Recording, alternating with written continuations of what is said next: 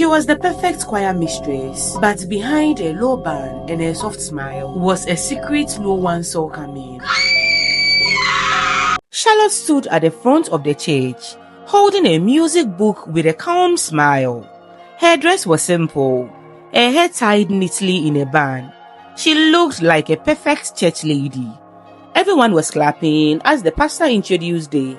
"Let's welcome Sister Charlotte, our new choir mistress," the pastor said. "She is talented, devoted, and full of the Holy Spirit." The choir clapped, the church clapped, even the children clapped. But Charlotte wasn't smiling because she was shy. She was smiling because Michael, the tall, handsome choir leader, was watching her, and he had smiled back. After church, Michael walked up to her. "You did great today, Sister Charlotte," he said kindly. "The choir would be better with you here." Charlotte laughed a little and looked at the ring on his finger. "Thank you, Brother Michael." She already knew he was married. She had checked weeks before she even applied for the job, but she didn't care. Michael was going to be here soon. That night, Charlotte stood in a tiny room, staring at a mirror. She was holding a picture. It was of Michael and his wife, Elizabeth. She stared at it for a long time. "She doesn't deserve you," she whispered. "God brought me here for a reason." She kissed the photo gently, then slowly tore Elizabeth's face off the paper. That week, Charlotte made sure to always stand close. She laughed at his jokes, greeted his wife with hugs and kind words. But when his wife turned around, Charlotte's smile would fade, cold and sharp. One night, Michael got a message on WhatsApp. It was a photo of him and Charlotte from last week's choir retreat. It looked innocent until he noticed the angle. Charlotte was leaning too close. He was laughing and it looked intimate. There was no name, no message, just the photo. Michael frowned. He didn't know who sent it, but Charlotte did. She sat in her bed, holding her phone, smiling in the dark. "Now we begin," she whispered. The Sunday after the photo was sent, Michael looked uneasy. He stood in front of the choir, holding his hymn book, but his eyes kept darting towards Charlotte. Charlotte, on the other hand, was glowing. She had come to church in a tight, shiny dress, still modest, but far more attention-grabbing than usual. She had also changed her hairstyle. Her lips were red. Her perfume was sweet and heavy. "Let us sing hymn 202, she said, her voice soft and gentle. "Let the Spirit move us." Michael forced a smile. Something about her was beginning to bother him, but he shook it off. Maybe he was just imagining things. After rehearsal, Charlotte brought him a bottle of water. "You have been working so hard, Brother Michael," she said. "You always lead us with so much wisdom. You are like David in the Bible." Michael laughed awkwardly and took the drink. He didn't notice that Charlotte's hand lingered on his for a second too long. What he also didn't see was Elizabeth, standing far off, watching them. At home that evening, Elizabeth spoke. "That woman, Charlotte, she watches you too much, and she always finds a way to stand beside you. Don't you see it?" Michael waved it off. "She's just being friendly. Don't start something that isn't there." But Elizabeth knew. She had seen that kind of look before, and it wasn't holy. Later that night, Charlotte was alone in a room again. She played an old voice recording of Michael preaching during choir prayer meeting. "We must love, but in purity," his voice echoed. Charlotte smiled. "I love you, and I'm pure, but I need to make her go away." She opened a notebook. Inside were pages of notes. Michael's birthday, his favorite hymns, what time he left the church office, and in the middle was a note with the title, "A Plan to Get Elizabeth Out." Charlotte smiled as she closed the notebook. The next morning, Elizabeth received a strange text. "Be careful. Your husband is not who you think he is. Ask him why she's always around Charlotte." Elizabeth stared at her phone in shock. That evening, Elizabeth did not greet Michael when he came home. She simply handed him his dinner and walked away. Michael was confused, but the damage had started, and Charlotte knew exactly what she was doing. In the church parking lot that Sunday, Charlotte knelt beside her car, pretending to fix her sandals. Michael walked by. She looked up at him, her eyes soft. "I had a dream about you last night," she whispered. Michael froze. What kind of dream? Charlotte stood up slowly, brushing dust from her legs. A good one. A dream about what could be if you weren't tied to the wrong person. And then she walked away. Michael stared after her. He didn't understand what she meant. He just shrugged and walked away. The next Sunday, something strange started happening in the church. People were whispering. Some of the older women were talking quietly after service. A few of the youth members were laughing and pointing at Michael and Charlotte. Michael didn't understand why, until one of the ushers showed him something on her phone. It was the same photo that had been sent to him before, but now it had been edited. Someone had put heart emojis between him and Charlotte, and the caption said, "Grace's fire secret couple. #church romance." Michael felt like the ground under him was shaking. Who did this? He asked, angry. This is fake. But it was too late.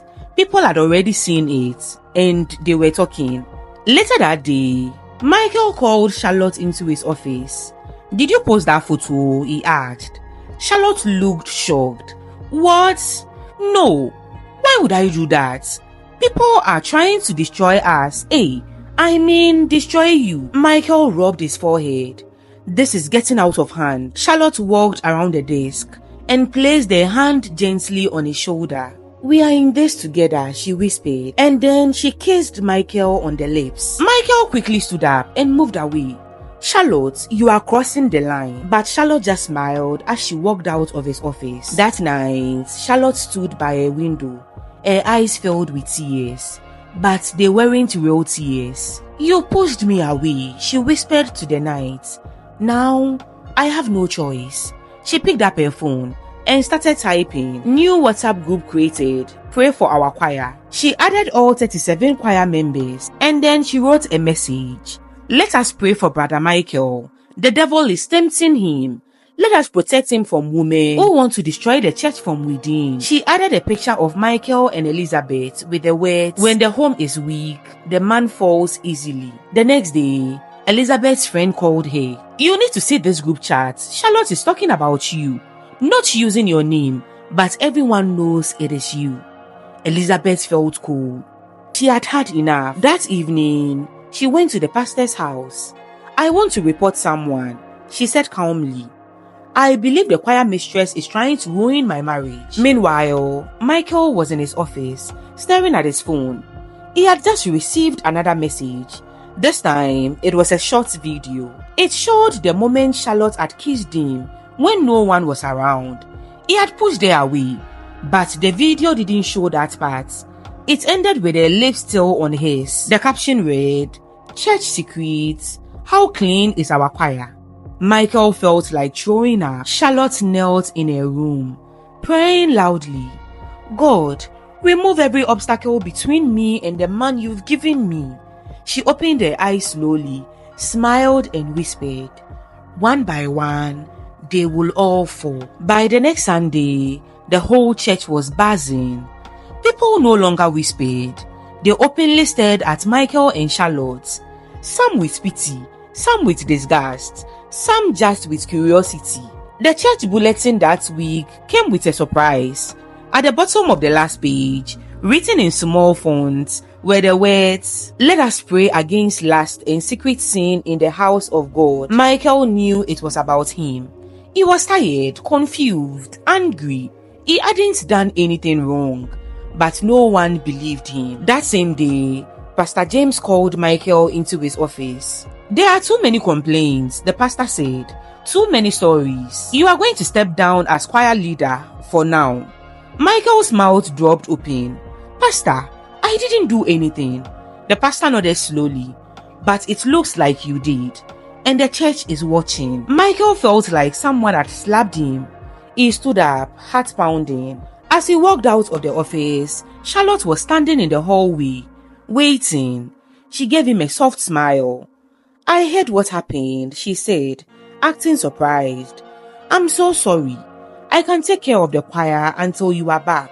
Michael didn't reply. He just walked past her. But Charlotte wasn't hurt. She was happy. At home, things were even worse. Elizabeth had packed her clothes. Her suitcase was by the door. You said there was nothing going on, she said quietly. Then, why is there a video of her kissing you? Why are people sending me fake photos? Why did the church remove you?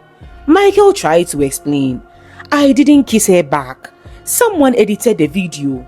Elizabeth shook her head. Even if you didn't cheat, you let her get too close. She left that night and stayed with her sister. Michael sat alone. His phone buzzing with more messages, more gossip, more fake news. Back in her room, Charlotte posted a new picture on her Instagram story. It showed her alone in church, holding a microphone. The caption read, "When God closes one door, another opens." Then she posted a second story, just a Bible verse. "And what God has joined together, let no man put asunder." But she added 3 fire emojis at the end. People began to comment. Are you the new choir leader now? Was the other one really fired because of you? God is lifting you up, sis. Charlotte replied with praying hands emoji and a single word, timing. At the same time, Elizabeth was sitting in a hotel lobby watching an old video on a laptop. It was a sermon from Charlotte's former church. And in the back row of the church, Charlotte was sitting, watching the youth pastor on stage with the same dreamy, creepy smile she now gave Michael. Elizabeth picked up her phone. I need to speak to your pastor, she told the receptionist. It is urgent. It is about a woman in our church, a very dangerous woman. Later that night, while brushing her hair in the mirror, Charlotte's phone buzzed. She picked it up. It was a message from an unknown number. I know what you did. I know the video was edited. You might fool the church, but you can't fool me. Charlotte's hand froze. Then another message came. Stop, or I will stop you. Charlotte looked at the phone, her face slowly changing from fear to rage. She smashed a brush on the floor. Who is trying to ruin this? She picked up her Bible, flipped it open to a random verse, and stabbed her finger on the page. Her eyes read the words out loud. The Lord will fight for you. You need only to be still. Then she smiled darkly and whispered, Yes, let God deal with them for me. Charlotte couldn't sleep that night. The unknown number kept playing in her head. I know what you did. You might fool the church, but you can't fool me. She didn't tell anyone about it. She didn't call the police. Instead, she changed the locks on her front door, closed her curtains, and left a Bible open beside her bed. But deep down, she was nervous. Who knew her secret? And how much did they know? 3 days later, it got worse. She came home from choir rehearsal and found her front door slightly open. She froze. She knew she had locked it. Her heart thumped in her chest as she stepped inside slowly. Nothing looked stolen, nothing broken.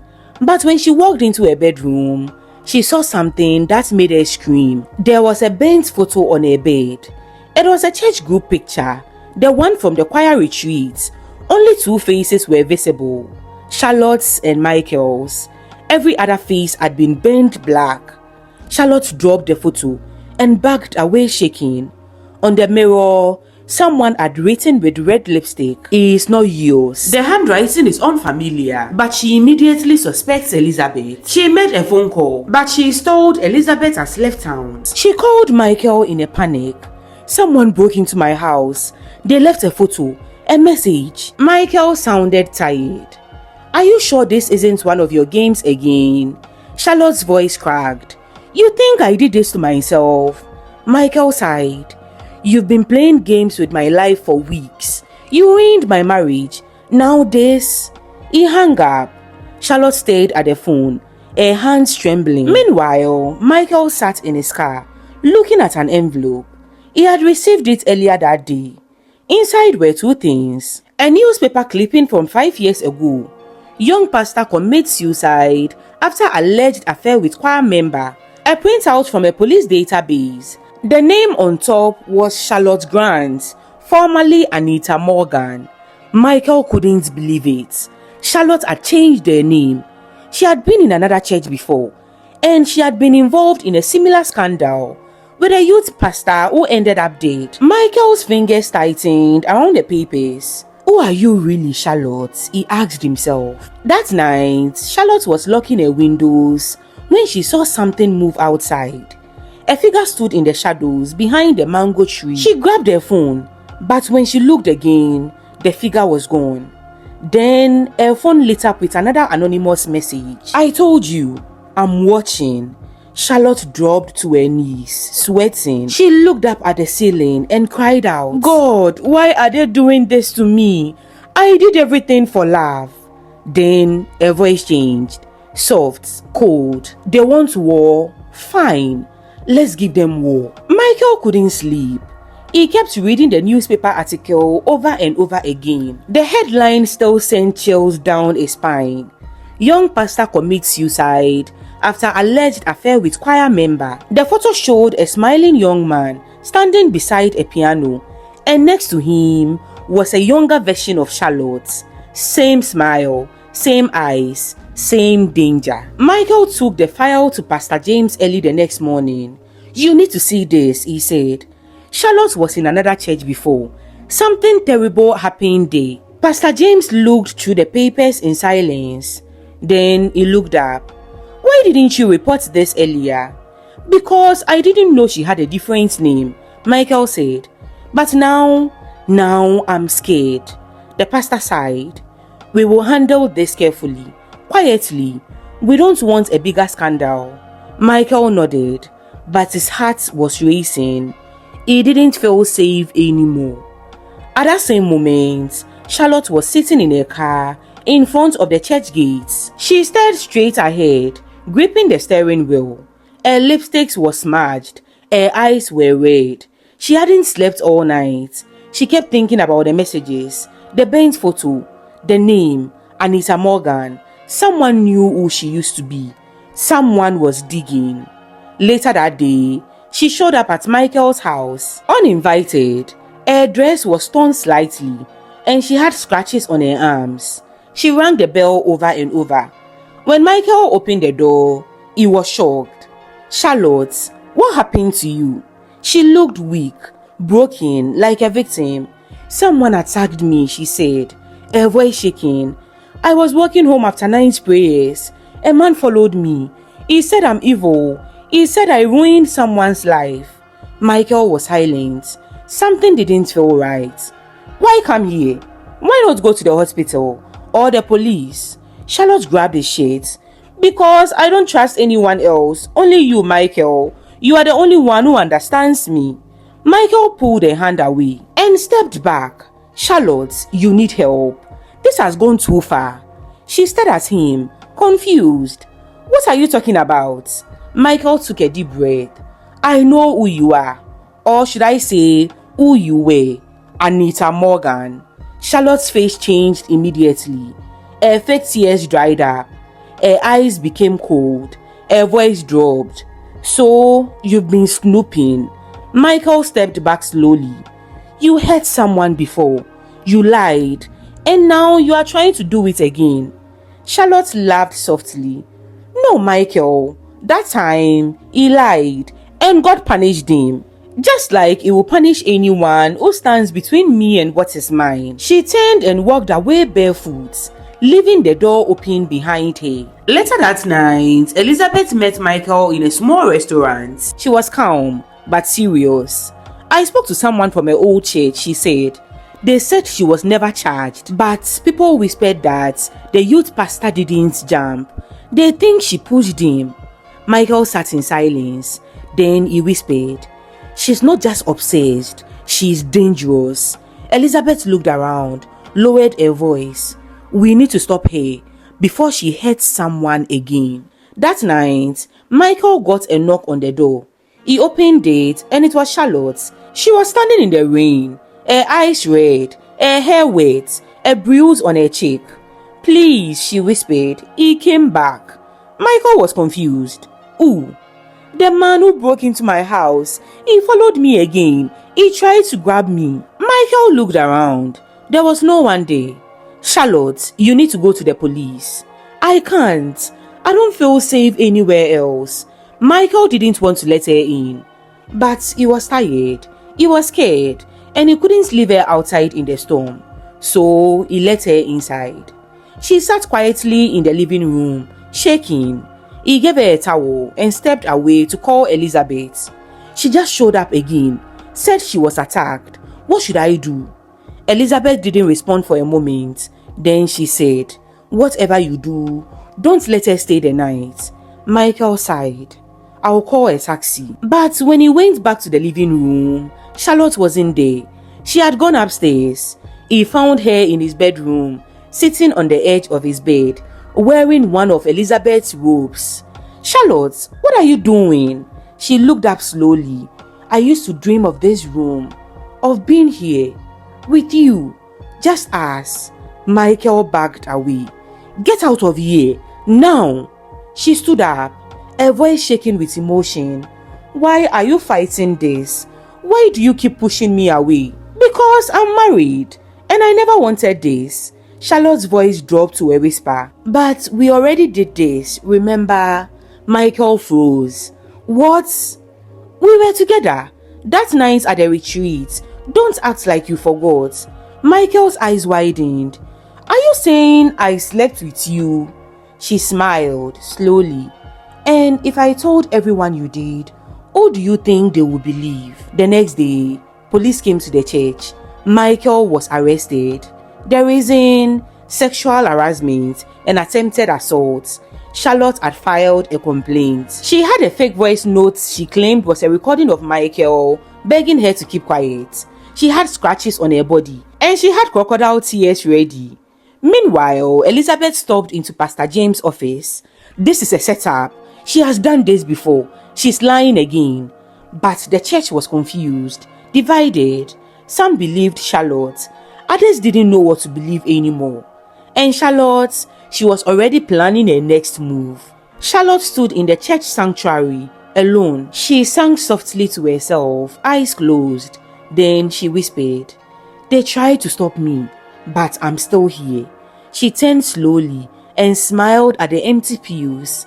And now, it's finally mine. Michael sat in a cold police cell, his hands shaking.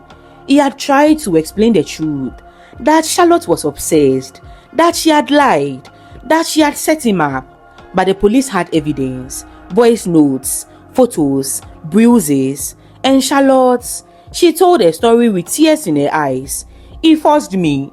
I trusted him because he was a church leader. I was so scared. The officers looked at her like she was a victim. Michael knew no one believed him. Back at Grace Fire Chapel, Charlotte was glowing.